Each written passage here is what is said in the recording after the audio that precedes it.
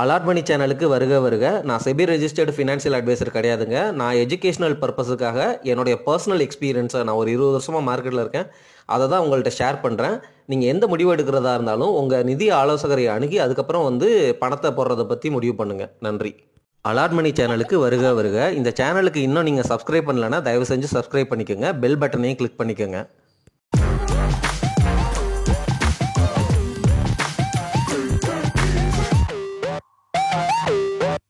அனைவருக்கும் வணக்கம். முதலீட்டு உலகில் நமக்கு தெரியாத விஷயங்கள் ஏராளம். அதை தெரிஞ்சுக்கும் பொழுது தான் நம்மளுடைய முதலீட்டு தவறுகளை குறைப்போம், ரிட்டனை அதிகப்படுத்துவோம். நம்மளுடைய quality of investment, timely investment, தவறான முடிவுகளை தவிர்ப்பது, கரெக்டான டைமில் கரெக்டான ஸ்டாக்கை வாங்குறது, இந்த மாதிரி அற்புதமான மேஜிக் எப்போ நாலேஜபிளாக மாறுறோமோ அப்போ தான் கிடைக்குங்க. நான் இந்த வீடியோ பதிவில் ஒரு 3 முக்கியமான நாலேஜபிள் விஷயங்களை, முதலீடு குறித்த விஷயங்களை உங்ககிட்ட பகிர்ந்துக்க போகிறேன். மொதல் விஷயம் ஒரு ஸ்டாக்கு அல்லது ஒரு கம்பெனி என்எஸ்சியில் ட்ரேட் ஆகுது அல்லது பிஎஸ்சியில் ட்ரேட் ஆகுதுன்னா மொத்தம் எவ்வளவு ஷேர் இருக்கு அப்படிங்கிறது எல்லா கம்பெனிக்கும் வேரி ஆகும். இப்போ ஐடிசிக்கு 1200 கோடிக்கு மேலே ஷேர் இருக்கு, நம்பர் ஆஃப் ஷேர்ஸே அவ்வளோ இருக்கு. அதனால தான் ஐடிசி எல்லாம் ரொம்ப ஸ்லோவாக மேலே ஏறும், ரொம்ப ஸ்லோவாக கீழே இறங்கும். ஏன்னா அவ்வளவு ஷேர் இருக்கு. அவ்வளவு ஷேரையும் வாங்கும் பொழுது தான் அந்த டிமாண்ட் ரைஸ் ஆகும். அதே எம்ஆர்எஃப்க்கு பார்த்தீங்கன்னு வச்சுக்கோங்களேன், ப்ரொமோட்டரே 75% வச்சிருப்பாரு, அல்லது விப்ரோவு பார்த்தீங்கன்னு வச்சுக்கோங்களேன், ப்ரொமோட்டரே 75% வச்சிருப்பாரு. மிச்சம் இருக்கிற 25% ஷேர் அப்படிங்கிறது ஒரு ஃபியூ க்ரோர்ஸ் தான் இருக்கும். அந்த ஃபியூ க்ரோர்ஸை மக்கள் எல்லாம் வாங்கி விற்கும் பொழுது அந்த டிமாண்டுங்கிறது பயங்கரமாக ரைஸ் ஆகும். ஸோ இதை தான் ஃப்ரீ ஃப்ளோட் அப்படிம்பாங்க. ப்ரொமோட்டர் 75% ஆஃப் த ஷேர் அவரே வச்சிருக்கும் போது மார்க்கெட்டில் ட்ரேட் ஆகிறது 25% அப்படிங்கிறதுனால அந்த ஃப்ரீ ஃப்ளோட் கம்மியாக இருக்கு அப்படிங்கிறது தான் அதனுடைய அர்த்தம். நான் இப்போ பேச போகிறது number of shares for that stock அப்படிங்கிறது தான். மொத்தமாக எவ்வளவு ஷேர் அந்த கம்பெனிக்கு இருக்கு அப்படிங்கிறத பற்றிய விஷயம். ரீசண்டாக ஐடிஎஃப்சி ஃபர்ஸ்ட் பேங்க் 7500 கோடி கேபிட்டலை ரைஸ் பண்ணாங்க. ஒரு எக்ஸ்டர்னல் இன்வெஸ்டர் இன்வெஸ்ட் பண்ணாரு. அதை பற்றி நம்ம சேனலில் வீடியோ ஆல்ரெடி போட்டிருக்கோம், அந்த டீட்டெயில் வேணும்னா போய் பார்த்துக்கோங்க. இப்போ இந்த இன்வெஸ்ட்மெண்ட் நடந்ததுனால ஐடிஎஃப்சி ஃபர்ஸ்ட் பேங்கோடைய ஷேர் மேலே ஏறிச்சு. சரி, இதை மார்க்கெட் பாசிட்டிவாக பார்க்குது. இதில் பல உள்குத்துகள் இருக்குது. இதனால தான் ஃபினான்ஷியல் எக்ஸ்பர்ட்ஸே 2 குரூப்பாக பிரிஞ்சு ஒருத்தர் இதை பாசிட்டிவாகவும், ஒருத்தர், அதாவது ஒரு குரூப் ரொம்ப பாசிட்டிவாகவும் ஒரு குரூப் நெகட்டிவாகவும் பேசுகிறாங்க. பாசிட்டிவ் என்ன அப்படிங்கிறத நான் அந்த வீடியோ பதிவில் போட்டுட்டேன், இருந்தாலும் சுருக்கமாக சொல்கிறேன். அந்த பேங்க்குக்கு ஒரு எக்ஸ்டர்னல் இன்வெஸ்டர் 7500 கோடி ரூபாய் டிப்ளாய் பண்ணுறாரு அப்படின்னா அவர் ஒரு இன்வெஸ்ட்மெண்ட் ஃபார்ம் அப்படிங்கிறப்போ இந்த பேங்கை நல்லா ஸ்டடி பண்ணி தான் இன்வெஸ்ட் பண்ணுறாரு. இன்வெஸ்ட் பண்ணுறவர் நமக்கு ரிட்டர்ன் வருங்கிற நம்பிக்கை இருக்கிறதுனால, அதுவும் ரெப்யூட்டட் எக்ஸ்டர்னல் ஒரு இன்வெஸ்டர், ஃபாரின் இன்வெஸ்டர் இன்வெஸ்ட் பண்ணும்பொழுது அவங்களாம் ரிசர்ச் பண்ணிட்டு தான் பண்ணுவாங்க. இந்த ஐடிஎஃப்சி ஃபர்ஸ்ட் பேங்க்கில் அப்போ பொட்டன்ஷியல் இருக்குது, ரிட்டர்ன் எடுக்கிறதுக்கு தகுதியான பேங்க்கு அப்படிங்கிறது பாசிட்டிவ். பேங்க்குக்கு ஏகப்பட்ட காசு கிடைக்கிறதுனால அந்த காசை நிறையா பிரான்ச் ஓபன் பண்ணி இன்னும் லோன் புக் growth காட்டி அதுக்கப்புறம் ப்ராஃபிட்டை எடுக்கலாம். இந்த மாதிரி 2வது விஷயங்கள். இந்த விஷயங்கள்னால தான் ஐடிஎஃப்சி ஃபர்ஸ்ட் பேங்கினுடைய ஷேர் பயங்கரமாக ஷூட்டப் ஆச்சு, 60க்கு மேலே போச்சு. ஆனால் இதில் ஒரு முக்கியமான விஷயம் நடந்திருக்கு. என்ன தெரியுங்களா? அந்த எக்ஸ்டர்னல் வெண்டர் 7500 கோடி ரூபா ஐடிஎஃப்சி பேங்க்குக்கு கொடுக்குறாருன்னா என்ன நடக்குது தெரியுங்களா? ஐடிஎஃப்சி ஃபர்ஸ்ட் பேங்க் புதுசாக ஷேரை கிரியேட் பண்ணி அந்த 7500 கோடிக்கு மதிப்பான ஷேரை அந்த எக்ஸ்டர்னல் ஃபேமுக்கு கொடுக்குறாங்க அப்படிங்கிறது தான் அர்த்தம். எந்த விலையில் கொடுத்தாங்க? 60 ரூபாய் அப்படிங்கிற விலையில் கொடுத்தாங்க.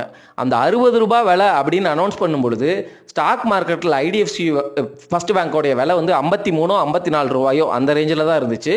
60 ரூபாய்க்கு 7500 கோடி ரூபாய் இன்வெஸ்ட் பண்ணுறாங்க அப்படிங்கும்பொழுது மார்க்கெட்டில் அதனுடைய விலை 60ஐயும் தாண்டி போயிடுச்சு. இதுதான் நடந்தது. இந்த இடத்துல நம்ம புரிஞ்சுக்க வேண்டிய ஒரு முக்கியமான விஷயம் இருக்கு. இதை தான் இன்னொரு குரூப் ஆஃப் ஃபினான்ஷியல் எக்ஸ்பர்ட்ஸ் நெகட்டிவாக சொல்லிட்டே இருக்கிறாங்க. என்ன அப்படின்னா, ஐடிஎஃப்சி ஃபர்ஸ்ட் பேங்க் தொடர்ந்து இந்த மாதிரி 3 வருஷத்துக்கு ஒரு தடவை, 6 வருஷத்துக்கு ஒரு தடவை இந்த மாதிரி காசை ரைஸ் பண்ணிக்கிட்டே இருக்கிறாங்க. காசை ரைஸ் பண்ணுறதுனா என்ன அர்த்தம்? புதுசாக பணத்தை அச்சடிக்கிற மாதிரி புதுசாக ஷேரை அடித்து கொடுக்குறாங்க. அப்போ என்ன ஆகும் அப்படின்னா, எக்ஸிஸ்டிங் ஷேர் ஹோல்டர் யாரெல்லாம் ஷேர் வச்சிருக்கிறாங்களோ அவங்களுடைய மதிப்பு குறையுது அப்படின்னு தான் அர்த்தம். உதாரணமாக இப்போ நீங்கள் ஒரு 100 ஸ்டாக்கு தான் இருக்குன்னு வச்சுக்கோங்க ஐடிஎஃப்சி ஃபர்ஸ்ட் பேங்க்குக்கு, அதனுடைய ரிட்டர்ன் ஆன் ஈக்விட்டி 10% அப்படின்னு இருக்கு. இப்போ என்ன நடந்திருக்கு, ரிட்டர்ன் ஆன் ஈக்விட்டி வந்து குறையும். ஏன் அப்படின்னா நம்பர் ஆஃப் ஷேர்ஸ் வந்து அதிகமாயிருச்சுல, புதுசாக வந்து காசை வாங்கிட்டாங்க பேங்க். எடுத்த உடனே வந்து அந்த காசை வந்து உடனே வந்து உங்களுக்கு ரிட்டர்னை காட்ட முடியுமா? காட்ட முடியாது. அப்போ பேங்கினுடைய பெர்ஃபார்மன்ஸ் வந்து ஷார்ட் டேர்மில் வந்து உங்களுக்கு அந்த ரிட்டர்ன் ஆஃப் ஈக்விட்டி அப்படிங்கிறது குறையும். அதனால் எக்ஸிஸ்டிங் ஷேர் ஹோல்டருடைய அந்த ஷேர் வேல்யூ வந்து குறையுது அப்படிங்கிறது தான் வந்து நிதர்சன உண்மை. பட் இருந்தாலும் வந்து மார்க்கெட் என்ன நினைக்கும் அப்படின்னா, அந்த 7500 கோடியை வந்து வைத்தியநாதன் மாதிரி ஒரு சிஇஓ ப்ரொமோட்டர் வந்து நாங்கள் 4 வருஷத்தில் வந்து பேங்க்கை வந்து டபுள் ஆக்குவோம், இன்னும் வந்து பிரான்ச்சை வந்து ஓப்பன் பண்ணி எங்களுக்கு வந்து நிறைய பொட்டன்ஷியல் இருக்குது, அது மூலமாக வந்து நிறைய ப்ராஃபிட்டை சம்பாதிப்போம் அப்படின்னு சொல்கிறதுனால திரு வைத்தியநாதன் அவர்கள் மேலே இருக்கிற நம்பிக்கையினால், ஏன்னா அவர் வந்து ஐசிஐசிஐ பேங்க்கில் இருந்து தன்னை ப்ரூவ் பண்ணிக்கிட்டாரு. பெரும்பாலும் நல்ல ஃபினான்ஷியல் எக்ஸ்பர்ட்ஸ் வந்து இந்த மாதிரி நல்ல ப்ரொமோட்டருக்கு வந்து சப்போர்ட்டிவாக இருப்பாங்க. அதனால தான் வந்து ஒரு ஃபினான்ஷியல் குரூப் வந்து இந்த காசு வந்த விஷயத்தை வந்து ரொம்ப பாசிட்டிவாக பார்க்குறாங்க. அதே சமயம் மார்க்கெட்டும் வந்து 7500 கோடி ஷேரை வந்து 60 ரூபாய்க்கு கொடுக்கும் பொழுது மார்க்கெட்டில் ஏன் இந்த ஷேர் வந்து இவ்வளவு கம்மியாக இருக்குது அப்படிங்கிறதுனால தான் மேலே தூக்கிட்டு போச்சு. ஸோ இதில் நீங்கள் புரிஞ்சுக்க வேண்டிய முக்கியமான விஷயம் வந்து என்னென்னா, உங்களுடைய எக்ஸிஸ்டிங் ஷேர் ஹோல்டராக நீங்கள் ஐடிஎஃப்சி ஃபர்ஸ்ட் பேங்கில் இருக்கும் பொழுது அந்த ஷேரை வந்து டைலூட் பண்ணுறாங்க, லிக்விடேட் பண்ணுறாங்கங்கிறது புரிஞ்சுக்கோங்க. புதுசாக வந்து ஷேர் கிரியேட் பண்ணி அவங்க கொடுத்துட்டாங்க, அந்த காசு வந்து உடனே வந்து உங்களுக்கு ரிட்டர்னை சம்பாதிச்சு தருமா? தராது. அதை வந்து அவர் வந்து இன்வெஸ்ட் பண்ணுவார். அந்த இன்வெஸ்ட்மெண்ட்டில் இருந்து மறுபடியும் வந்து லோன் க்ரோத் ஆகி அதுக்கப்புறம் வந்து உங்களுக்கு காசு வரணும். அதுதான் வந்து அங்கே இருக்கிற பிரச்சனை. இந்த உள்குத்து புரியாததுனால தான் நம்மலாம் வந்து சும்மா பிளைண்டாக போய் இன்வெஸ்ட் பண்ணுறோம். அதனால தான் ஒரு ஃபினான்ஷியல் எக்ஸ்பர்ட்ஸ் இன்னொரு குரூப் என்ன சொல்கிறாங்கன்னா, இந்த மாதிரி காசை மட்டுமே ரேஸ் பண்ணிகிட்டே போயிட்டே இருக்கிறியே, எப்போ ரிட்டர்னை காட்டுவ அப்படிங்கிற ஃப்ரஸ்ட்ரேஷன் ஐடிஎஃப்சி ஃபர்ஸ்ட் பேங்க் மேலே நிறையவே இருக்குங்க. ஸோ இதை வைத்தியநாதன் அவர்கள் வந்து ப்ராஃபிட் வந்து இந்த தடவை காட்டலை அப்படின்னா ஐடிஎஃப்சி ஃபர்ஸ்ட் பேங்கை வந்து இன்னும் 4 வருஷத்துக்குள்ளே வந்து ப்ராஃபிட் அந்த க்ரோத்து அந்த ட்ரெஜெக்டரியில் அவர் போகலை அப்படின்னா ஸ்டாக்கை பயங்கரமாக அடித்து கீழே இறக்குறதுக்கும் வாய்ப்புகள் நிறையவே இருக்குது அப்படிங்கிறத நம்ம புரிஞ்சுக்கணும். அந்த சிஇஓ அப்படிங்கிற ஒரு நபரை நம்பி தான் வந்து ஒரு ஃபினான்ஷியல் குரூப் வந்து அதிகமாக பெட் எடுக்குது அப்படிங்கிறதையும் உணர்ந்து கொள்வோம். இதில் இன்னொரு முக்கியமான பிரச்சனை வந்து ஐடிஎஃப்சி ஃபர்ஸ்ட் பேங்க் கிட்ட இருக்குங்க. அது என்ன தெரியுங்களா? எல்லா பேங்க்குமே டெபாசிட் ரேட்டு 2.5%, 3% தான் சேவிங்ஸ் அக்கௌண்ட்டுக்கு கொடுப்பாங்க, சரிங்களா? ஆனால் ஐடிஎஃப்சி ஃபர்ஸ்ட் பேங்க்கு 10 கோடிக்கு மேலெலாம் நீங்கள் வச்சுருந்தீங்க அப்படின்னா 7.25% வந்து சேவிங்ஸ் பேங்க்குக்கே வந்து நிறையா வந்து வட்டி கொடுப்பாங்க. மாதம் உங்களுக்கு வட்டி தர்றாங்க. இந்த இடத்துல வந்து ஹெச்டிஎஃப்சி பேங்க் வந்து இது மாதிரி இம்ப்ளிமெண்ட் பண்ண முடியாது. ஏன்னா ஹெச்டிஎஃப்சி பேங்க் ஒரு மிகப்பெரிய பேங்க்கு, ஏகப்பட்ட கோடியில் அவங்கக்கிட்ட காசு இருக்கும். அவங்க அவ்வளோ கோடிகளுக்கும் 7% மேலே ரிட்டர்ன் கொடுத்தாங்கன்னு வச்சுக்கோங்க, சேவிங்ஸ் பேங்க் விட்டுங்களா, அது வந்து அவங்களால தாங்க முடியாது. ஆனால் ஐடிஎஃப்சி ஃபர்ஸ்ட் பேங்க் சின்ன பேங்க்கு, அதனால் வந்து அவங்க 7.5% வந்து கொடுக்குறாங்க அப்படிங்கிற மாதிரி நம்ம பேசினாலும் இதை வந்து காஸ்ட் ஆஃப் ஃபண்ட் அப்படின்னு சொல்லுவாங்க. அதாவது என்னென்னா, ஒரு பேங்க் அப்படிங்கிறது டெபாசிட்டர்ஸ்ட இருந்து டெபாசிட்டை கம்மியான விலையில் வந்து வாங்கி அதை ஒரு ப்ரீமியம் வச்சு அல்லது ஒரு ஸ்ப்ரெட்டு வச்சு லோனாக வந்து டிஸ்பர்ஸ் பண்ணுவாங்க. அந்த லோன் வந்து திருப்பி வந்து அவங்க இன்ட்ரெஸ்ட்டோடு சேர்த்து கட்டும்பொழுது இந்த பேங்க்குக்கு ப்ராஃபிட் கிடைக்கும். இப்போது நீங்கள் வாங்குகிற காசே வந்து 7.5%க்கு வந்து வாங்குறீங்க, காஸ்ட் ஆஃப் ஃபண்டு, கரெக்டுங்களா? டெபாசிட்டே 7.5%, மாதம் வேறு வட்டி கொடுக்குறீங்க. அப்போது நீங்கள் கொடுக்குற லோனும் வந்து ரொம்ப அதிகமான வட்டிக்கு கொடுக்குற மாதிரி இருக்கும். அப்போ அதிகமான வட்டிக்கு யார் வாங்குவா? மைக்ரோ ஃபினான்ஸ் பீப்புள் தான் வாங்குவாங்க. அன்செக்யூர்ட் லெண்டிங் தான் உங்களால் கொடுக்க முடியும். ஸோ திரு வைத்தியநாதன் அவர்கள் ரொம்ப ரிஸ்க் எடுக்கிறாரு. அதாவது என்னென்னா, எந்தவித கொலாட்ரலும் இல்லாமல், எந்தவித என்ன சொல்கிறது பேக்கப்பும் இல்லாமல் இருப்பாங்க பார்த்தீங்களா, middle class, lower middle class, இந்த மாதிரி பீப்புள் யாருமே மற்ற பேங்க்கெல்லாம் வந்து கடன் கொடுக்காத இடத்துல இவர் கடன் கொடுக்குறாரு அப்படிங்கிறது ஷேர் ஹோல்டர்ஸுக்கு ஒரு நெகட்டிவான விஷயம்தான். ஆனால் திரு வைத்தியநாதன் அவர்களை வந்து எல்லாரும் நம்புகிறாங்க. ஏன் அப்படின்னா இதில் ஒரு எத்திக்கல் வேல்யூ இருக்குது. அவர் கடன் கொடுக்குறது யாருக்கு அப்படின்னா நீடி பீப்புளுக்கு, யாருக்கெல்லாம் தேவையோ கடன் கொடுக்குறாரு. அதே சமயத்தில் வந்து அதிகமான வட்டிக்கும் கடன் கொடுக்குறாரு. அதே சமயம் வந்து திருப்பி வந்து அவங்கெல்லாம் வந்து கொடுத்துருவாங்க அப்படிங்கிற மாதிரி ஒரு அன்செக்யூர்ட் லோனு அவருடைய அந்த நிஷ்கில்லை வந்து யூஸ் பண்ணி அதை சப்போர்ட் பண்ணி தான் வந்து எல்லாரும் வந்து வாங்குறாங்க. இந்த இடத்துல ஃபெயிலியர் ரேட்டும் இருக்குது அப்படிங்கிறத நம்ம உணர்ந்து கொள்ளணும். அதாவது என்ன, அதிக வட்டிக்கு டெபாசிட்டை வாங்கி அதிக வட்டிக்கு வந்து கடனை கொடுக்குறாருங்க. இதுதான் வந்து ஐடிஎஃப்சி பேங்க்கில் நடந்துகிட்டு இருக்குது. ஐடிஎஃப்சி ஃபர்ஸ்ட் பேங்கை பொறுத்த வரைக்கும் நம்ம என்ன தான் பாசிட்டிவாக இருந்தாலும் இந்த மாதிரி விஷயங்களையும் இருக்குது அப்படிங்கிறத புரிஞ்சுக்கோங்க. ஒரு கம்பெனி புதுசாக ஷேரை அடித்து கொடுத்தா ஏன் வந்து அடிக்கிறாங்க, எதுக்காக அடிக்கிறாங்க, அந்த காசை வச்சு என்ன பண்ண போகிறாங்க, அது வந்து நமக்கு அவங்க சொன்னபடி நடத்தி காட்டிடுவாங்களா, அந்த ப்ரொமோட்டர் இதுக்கு முன்னாடி சொன்னபடி நடந்திருக்கிறாரா, இப்படியெல்லாம் நீங்கள் கிராஸ் செக் பண்ணணும் இந்த ஷேரை வந்து டைல்யூட் பண்ணும்போது அப்படிங்கிற இந்த ஒரு விஷயத்தை உங்ககிட்ட முக்கியமாக பகிர்ந்து கொள்கிறேன். நம்ம தெரிஞ்சு கொள்ள வேண்டிய ரெண்டாவது முக்கியமான விஷயம், இது முன்னாடியே வீடியோக்களில் பேசியிருக்கேன். உங்ககிட்ட ஸ்டாக் இருந்தாலோ மியூச்சுவல் ஃபண்ட் இருந்தாலோ அதை அடமானமாக வச்சு நீங்கள் வந்து லோன் எடுக்கலாம். எப்படி தங்கத்தை அடமானமாக வச்சு நீங்கள் லோன் எடுக்கிறீங்களோ, இப்படி தங்கத்தை அடமானமாக வச்சு லோன் எடுக்கும் பொழுது பர்சனல் லோன் அளவுக்கு வட்டி இருக்காது, அதை விட கம்மியாக தான் இருக்கும். ஆனால் தங்கத்தினுடைய விலை குறைஞ்சிச்சு அப்படின்னா உங்ககிட்ட வந்து இன்னும் அதிகமாக தங்கத்தை கொடுங்க அப்படிம்பாங்க. ஏன்னா இப்போ தங்கத்தினுடைய விலை 5000 ரூபாய் இருக்குன்னு வச்சுக்கோங்க, உங்களுக்கு 4000 ரூபாய் வரைக்கும் தான் வந்து லோன் கொடுப்பாங்க. ஒருவேளை தங்கத்தினுடைய மார்க்கெட் விலை வந்து 4000 வந்துருச்சுன்னு வச்சுக்கோங்க, அப்போது 4000 தான் தங்க வேல்யூ, உங்களுக்கு கொடுத்த லோனும் வந்து 4000 பெர் கிராம். அப்படிங்கிற பட்சத்தில் பேங்க்குக்கு அல்லது எந்த ஃபினான்ஷியல் இன்ஸ்டிடியூஷன் வந்து லோன் கொடுத்துச்சோ அவங்களுக்கு அது ரிஸ்க்கு. அதனால் வந்து உங்கள்கிட்ட இம்மீடியட்டாக இன்டிமேட் பண்ணுவாங்க, நீங்கள் இன்னும் கொஞ்சம் அதிகமாக தங்கத்தை கொண்டு வந்து அடமானம் வைங்க அப்படின்னு சொல்லுவாங்க. அப்படி வைக்கலைன்னா உங்கள் தங்கத்தை விற்றுருவாங்க. இதுதான் வந்து தங்க லோனில் நடக்கும். அதே மாதிரி தான் உங்ககிட்ட ஸ்டாக் இருந்தாலும் மியூச்சுவல் ஃபண்ட் இருந்தாலும் அதை அடமானமாக வச்சு நீங்கள் லோன் எடுக்கலாம். ஒருவேளை ஸ்டாக் மார்க்கெட்டோ அல்லது மியூச்சுவல் ஃபண்டு அந்த வேல்யூ என்ஏவியோ பயங்கரமாக கிராஷ் ஆச்சு அப்படின்னா நீங்கள் எடுத்த லோன் அமௌண்ட்டு ரிஸ்க்குக்கு போகுது அப்படிங்கிற மாதிரி பேங்க் ஃபீல் பண்ணிச்சுன்னா நீங்கள் இன்னும் அதிகமாக வந்து ஸ்டாக்கு மியூச்சுவல் ஃபண்டை வந்து கொலாட்ரலாக கொடுங்க, அடமானம் வைங்க அப்படின்னு கேட்பாங்க. அப்படி நீங்கள் வைக்காத பட்சத்தில் உங்களுடைய ஸ்டாக்கையும் மியூச்சுவல் ஃபண்டையும் அவங்க விற்றுருவாங்க. ஆனால் ஒருவேளை உங்களுக்கு ஃபினான்ஷியல் பேக்கப் நல்லா இருக்குது அப்படிங்கிற பட்சத்தில் உங்களுக்கு ரொம்ப கிளவராக புத்திசாலித்தனமாக முடிவெடுக்கணும் அப்படின்னு நீங்கள் யோசிச்சிங்கன்னா இந்த ஸ்டாக்கையும் மியூச்சுவல் ஃபண்டையும் அடமானம் வச்சு வெறும் 30% லோன் எடுத்துக்கோங்க. உதாரணமாக 10 லட்ச ரூபாய்க்கு நீங்கள் மியூச்சுவல் ஃபண்டும் ஸ்டாக் வச்சுருக்கீங்க அப்படின்னா 3 லட்ச ரூபாய்க்கு வந்து நீங்கள் லோன் எடுங்க, அதுக்கு மேலே போகாதீங்க.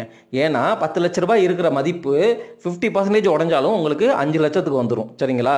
ஸோ இந்த மாதிரி கம்மியான அமௌண்ட்டில் நீங்கள் லோன் எடுக்கும் பொழுது உங்களுக்கு ஓரளவு சேஃப்டி வரும். ஒருவேளை அந்த 10 லட்சம் இருக்கிறது மறுபடியும் 1 லட்சத்துக்கெல்லாம் மாறுறதுக்கும் வாய்ப்பு இருக்குது ஸ்டாக் மார்க்கெட்டில். அந்த மாதிரி ஒஸ்ட் கேஸ் சினாரியோ நடந்தாலும் உங்களால் அந்த சிச்சுவேஷனை சமாளிக்கிற அளவுக்கு பேக்கப்பில் காசு இருக்கணுங்க.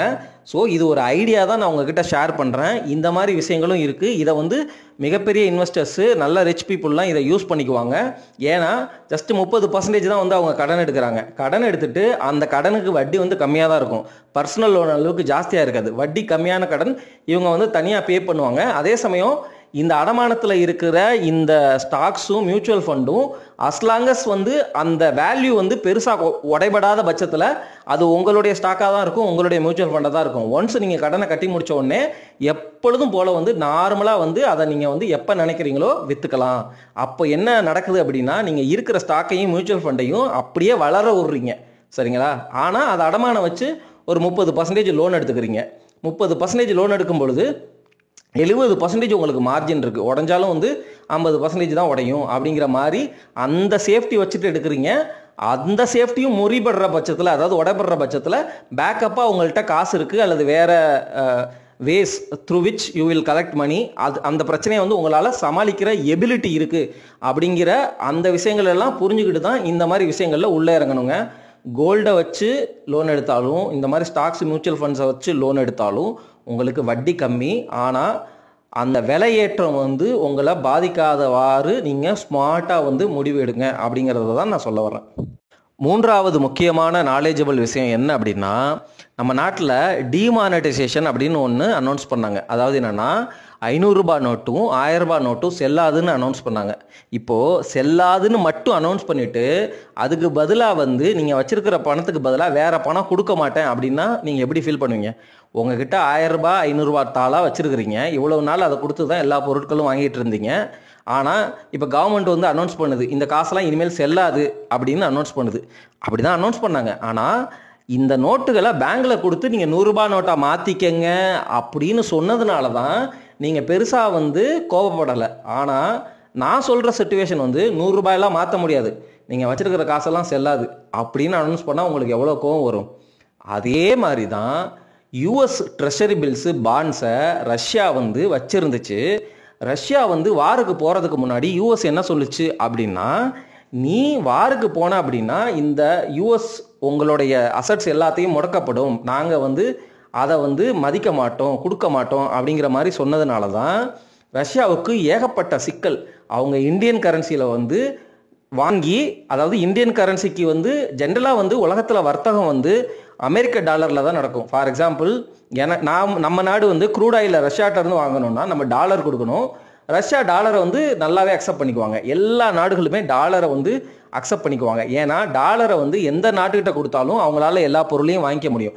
உதாரணமாக, நான் டாலரை, நம்ம நாடு வந்து ரஷ்யாவுக்கு டாலர் கொடுக்குறதுன்னா அந்த டாலரை சைனாட்ட கொடுக்கும்போது அவங்க ஹாப்பியாக அக்செப்ட் பண்ணிவிட்டு ரஷ்யாவுக்கு தேவையான பொருட்களை கொடுப்பாங்க. சைனா வந்து அந்த டாலரை வந்து சப்போஸ் வந்து வேறு நாட்டுக்கு, ஃப்ரான்ஸுக்கோ அல்லது யூரோப்பியன் யூனியனுக்கோ கொடுத்துட்டு அவங்களுக்கு தேவையான பொருட்களை வாங்கிக்குவாங்க.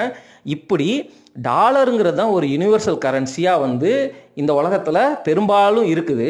இந்த சிச்சுவேஷனையே வந்து அமெரிக்கா தான் ஃபஸ்ட்டு வந்து இந்த ரீசன்ட் டைமில் வந்து கொலாப்ஸ் பண்ணாங்க. அதனால் ரஷ்யாவுக்கு வேறு வழி இல்லை, அவங்க எக்கானமிக்கு வந்து நீடு இருக்குது. ஆனால் நமக்கு ரஷ்யானுடைய ஆயில் வேணும், ஆனால் ரஷ்யாவுக்கு நம்மக்கிட்ட இருந்து எந்த பொருளை வாங்குறது அப்படிங்கிறது தெரியலை. வேறு வழி இல்லாமல் இந்தியன் கரன்சியை வந்து ரஷ்யா அக்செப்ட் பண்ணிச்சு. ரஷ்யாவில் வந்து ஏகப்பட்ட இந்தியன் கரன்சியாக குமிஞ்சிச்சு. அவங்களால அந்த இந்தியன் கரன்சியை வச்சு மற்ற நாடுகள்கிட்ட கொடுத்து எந்த பொருள் வாங்க முடியல. வேறு வழி இல்லாமல் ரஷ்யா வந்து அந்த இந்தியன் காசை வந்து நம்ம இந்தியன் கவர்மெண்ட் பாண்டில் தான் இன்வெஸ்ட் பண்ணணும் அப்படிங்கிற மாதிரி தான் வந்து அந்த சிச்சுவேஷனை எவால்வ் ஆச்சுங்க. இப்போது நான் என்ன பாயிண்ட் தெரியுமா சொல்ல வர்றேன், நீங்களும் ஒரு கண்ட்ரி, நீங்கள் ஒரு ஃப்ரெண்டு, நானும் ஒரு ஃப்ரெண்டு, எல்லாரும் ஃப்ரெண்டாக இருக்கிறோம். ஆனால் எனக்கு மட்டும் நீங்கள் ஸ்பெஷல் பவர் கொடுக்குறீங்க. என்ன அப்படின்னா, நான் மட்டும் பணத்தை அச்சடிக்கலாம் அப்படிங்கிற பவர் கொடுக்குறீங்க. உங்கள்கிட்ட ஒரு $100 இருக்குது, இன்னொருத்தர் $100 வச்சுருக்கிறாரு. ஆனால் எனக்கு நான் நினைக்கிற அளவுக்கு வந்து டாலரை பிரிண்ட் பண்ணிக்கலாம் அப்படின்னா நீங்கள் என்ன சொல்லுவீங்க? ஒத்துக்க மாட்டீங்க தானே? கிட்டத்தட்ட இதே சிச்சுவேஷன் தான் வந்து நடந்துகிட்டு இருக்கு இந்த உலகத்தில். என்ன அப்படின்னா, யூஎஸ் வந்து கொரோனா டைமில் $4 ட்ரில்லியன், அதாவது இந்தியன் எக்கானமியே கிட்டத்தட்ட $4.5 ட்ரில்லியன் தான். ஒரு இந்தியாவுடைய எக்கானமியவே 6 மாதத்தில் பணமாக பிரிண்ட் அடித்து அவங்க நாட்டில் செலவு பண்ணாங்க. இந்த பவர், இந்த வலிமை அமெரிக்காவுக்கு இருக்கிறது. இதை பார்த்த உலக நாடுகள் என்ன நினச்சாங்க அப்படின்னா, இவங்க வந்து டாலரை வந்து இஷ்டத்துக்கு பிரிண்ட் பண்ணிட்டு இந்த டாலரை நம்மகிட்ட கொடுத்துட்டு அவங்களுக்கு தேவையான விஷயங்கள் எல்லாம் வாங்கிக்கிறாங்களே அப்படிங்கிற ஒரு தாட்டு. ரெண்டாவது, ரஷ்யா வார்னால ரஷ்யாவில் வச்சிருந்த ரஷ்யாவுடைய பணமான US டாலரை இவங்களுக்கு முடக்கிறதுக்கு அதிகாரம் இருக்கே. இந்த மாதிரி விஷயத்தினால தான் எல்லா நாடுகளும் ஓரளவு சுதாரித்து நம்ம US டாலரை வந்து ரிசர்வாக வச்சுக்கக்கூடாது. அதாவது என்ன அர்த்தம்னா, இப்போ நம்ம சேமித்து வச்சுக்கிறோம்ல, அதே மாதிரி எல்லா நாடுகளும் டாலரை சேமித்து வைப்பாங்க. ஏன்னா வந்து அந்த டாலரை கொடுத்து அவங்களுக்கு தேவையான பொருட்களை வேறு நாட்டிலேருந்து வாங்கிக்கலாம் அப்படிங்கிறதான் கான்டெக்ஸ்ட்டு. இப்போது டாலரில் உள்ள சேவிங்ஸை குறைச்சிட்டு அந்த கோல்டை வந்து நிறையா வாங்குறதுனால தான் கோல்டினுடைய விலை ஏறுது.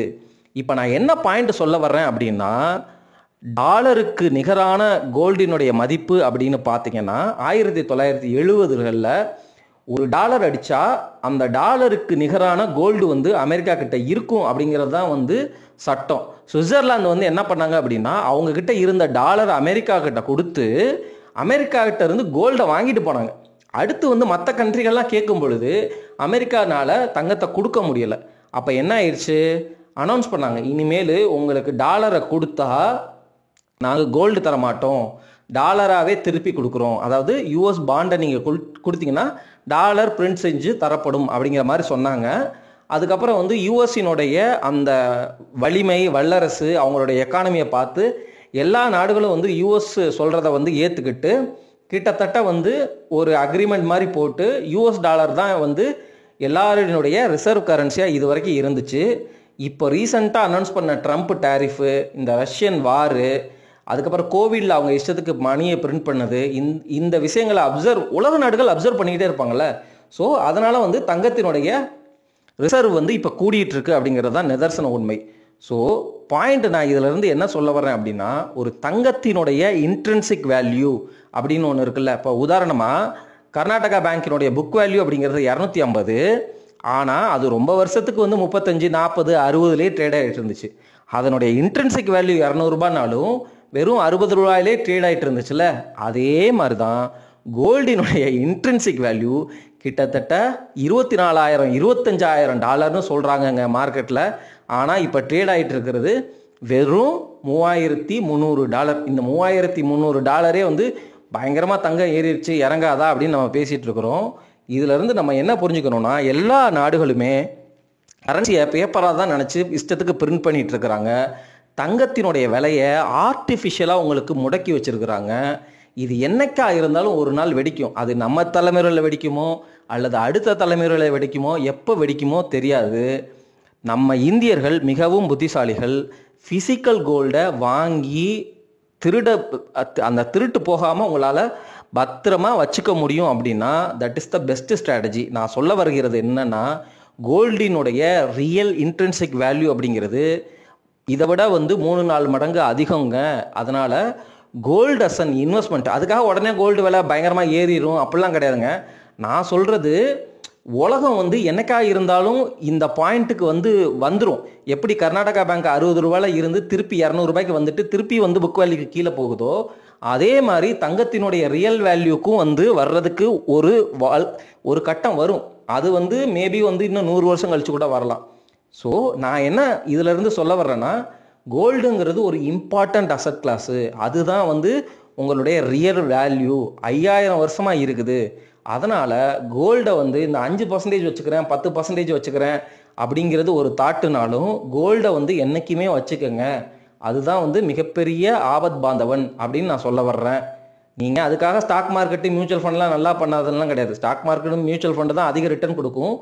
ஆனால் இந்த மாதிரி அன்சர்டன் டைம் மறுபடியும் வரும் பொழுது, பயங்கரமான பிரச்சனை, நாளைக்கே வந்து யூஎஸ்டினுடைய இன்னோவேஷனை விட நம்ம இந்தியாவோடைய இன்னோவேஷன் நல்லா இருக்குது, அல்லது இப்போ எப்படி சைனா வந்து யூஎஸ்க்கு ஈக்குவலாக ஆர்மி எல்லாத்துலேயும் நாங்களும் சமம் அப்படிங்கிற மாதிரி எதிர்த்து நிற்கிறாங்களோ, அந்த மாதிரி சூழ்நிலைகளில் இந்தியாவும் வந்து அல்லது வந்து மற்ற நாடுகளும் வரும் பொழுது டாலர் அவங்க மதிக்காமல் போகிறதுக்கு வாய்ப்புகள் வந்தால், அல்லது பிரிக்ஸ் கரன்சி மாதிரி ஒரு சிச்சுவேஷனை ஏற்படுத்தி டாலரை வந்து சைட் ட்ராக் பண்ணினால், அப்போது அமெரிக்கானால எதுவும் பண்ண முடியாத சூழ்நிலையில் அந்த மாதிரி, அதாவது என்னென்னா, இப்போ அமெரிக்கா கிட்ட இன்னமும் பவர் இருக்குது.